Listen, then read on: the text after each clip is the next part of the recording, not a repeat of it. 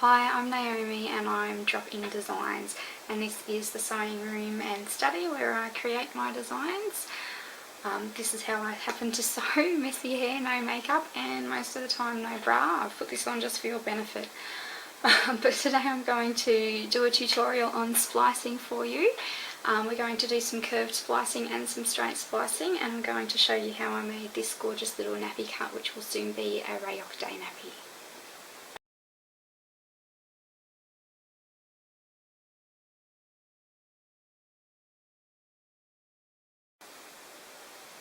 Okay, so we're going to start with curved splicing first, because that's what I need to do first on this nappy.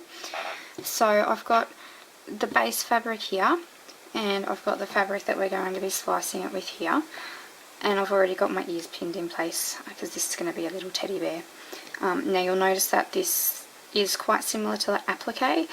Some people will use heat and bond. In fact, I've used heat and bond to do this before, but now that I'm doing it a bit more, I don't need to do that anymore, or maybe I'm just lazy.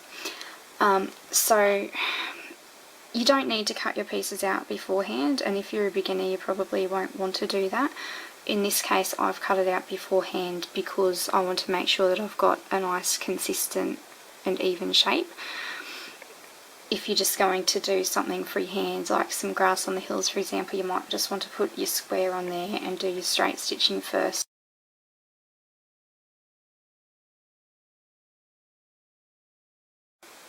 So what you would do if you want to do your straight stitching first is you would just put a rectangle over there, and then you would do a straight stitch along in a curved line, and then you would come along with your applique scissors and you would cut the excess off there, and then you would do your blanket or zigzag stitch along that line.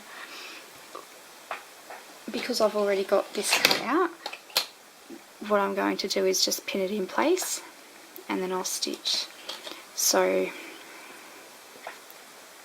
and again I don't always pin it very well, but again I want to make sure that this stays where it's supposed to. So I've got my wonder clips on the outside edges there, and then I've just got little pins which I'm going to put over the ears just to make sure that the fabric does stay over the ears.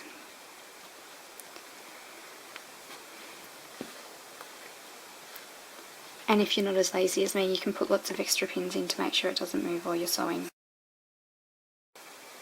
Okay, so this is my machine. Once you've done your straight stitch or you've pinned, however you want to do it, then you need to go over it just to seal the edges in. So I use a zigzag stitch for that, which is this one here. Other people might want to use a blanket stitch, so something like these ones. You can do fancy stitches. My machine has a whole heap of fancy stitches, and to be honest I've probably used about 3. Now I set my stitch length on 3.5 and width on 3.5 just because that's how I like that look. You can have it as wide or as short as you like. Obviously the shorter your stitch length is, the more it's going to look like a satin stitch. I don't want this one to look particularly like a satin stitch. And again, the wider your stitch width is, the wider that satin stitch is going to look. So you can have it either small or big. Pretty simple. Okay, so I've got the fabric in the machine ready to sew, and you'll notice if we zoom in there, I've got the applique foot on, and like I mentioned before, it is quite similar to applique, but I like this foot particularly when I've already got the fabric cut out, because it's got this little, you probably can't see it, but there's like a little triangle groove in there, and as long as you keep your fabric in line with that, you'll find that you should get your stitches evenly across both sides. So I find that really useful. If you don't have an applique foot, you can use your normal foot to do splicing. It's not an issue. I just like this one. So I'll just put this over there. Yep. So we just anchor it off.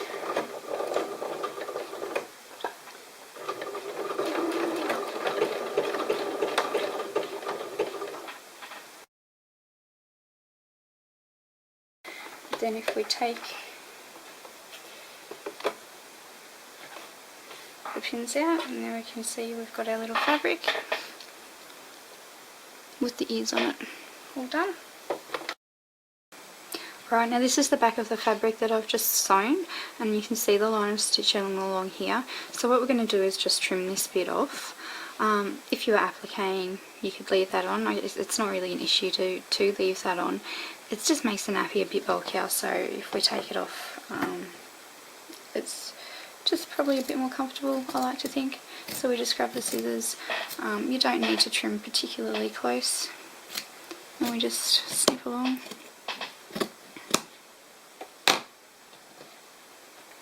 So there we go, our fabric is spliced on a curve, and this one has cute little teddy bear ears.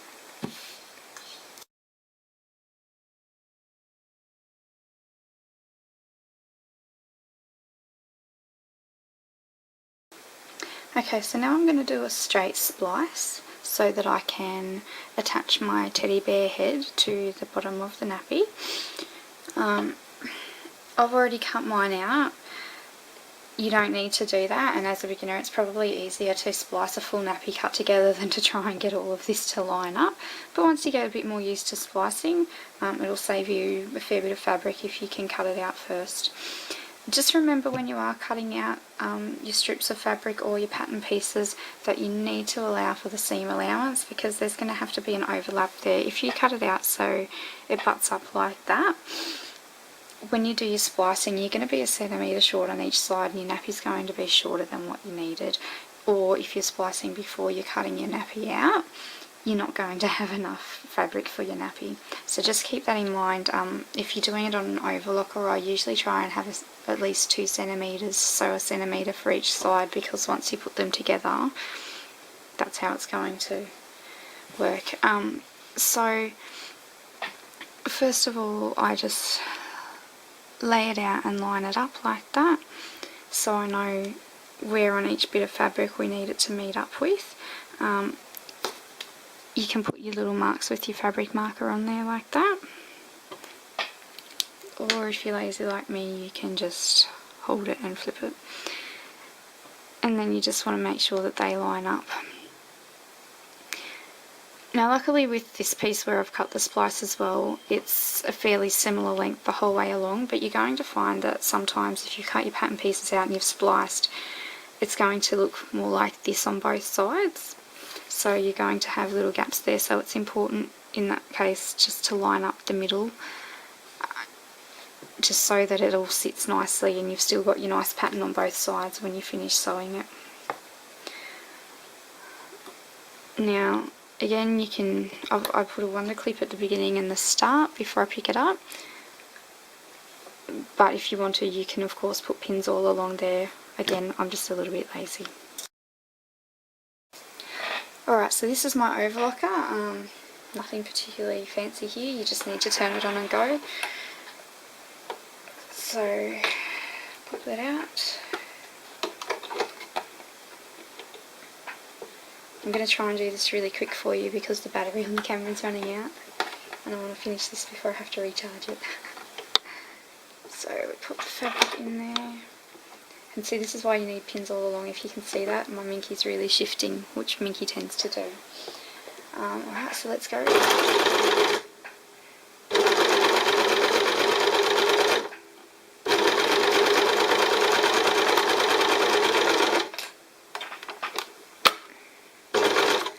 So you'll find as your Minky shifts, sometimes it puckers. I just lift it up and straighten it out. Alright. So it's really that simple. So you can see it. There we go. So that is the fabric spliced together. I just leave it like that because I like it like that. I have gone a little bit off the edge there, so I'll just trim that up. That's fine. That tends to happen. So that's now ready for me to snap and sew up into my nappy. Some people like top stitching, so all you just do then is a straight stitch really close to that line. One side, either side, it's up to you, it really depends what you like, but that's straight splicing and that's really simple. If you don't have an overlocker, just straight stitch. I'd do a straight stitch, and I'd probably zigzag along this raw edge too if I don't have an overlocker, just to make sure it's really firm. And that's it.